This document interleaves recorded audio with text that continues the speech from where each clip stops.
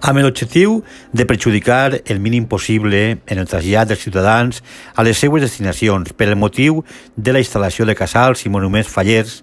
Des de la Regidoria de Serveis Urbans hem considerat que el transport urbà siga gratuït durant el període de que les falles estiguen en el carrer. En això volem compensar les molèsties que ocasionen als usuaris. Per tant, davant d'aquesta festivitat de la Setmana Fallera, des del dia 9 de març fins al dia 21, l'autobús, com dia, serà gratuït. Com cada any, quan aplega a març, Alzira es converteix en una ciutat d'activitat fallera, propícia d'un canvi en els nostres hàbits, tant a l'hora de circular per el casc urbà com en la impossibilitat d'aplegar i agarrar el bus habitual, ja que queden suprimides la línia 1 i la línia 2. Hem establit rutes alternatives, la línia taronja i també la línia verda.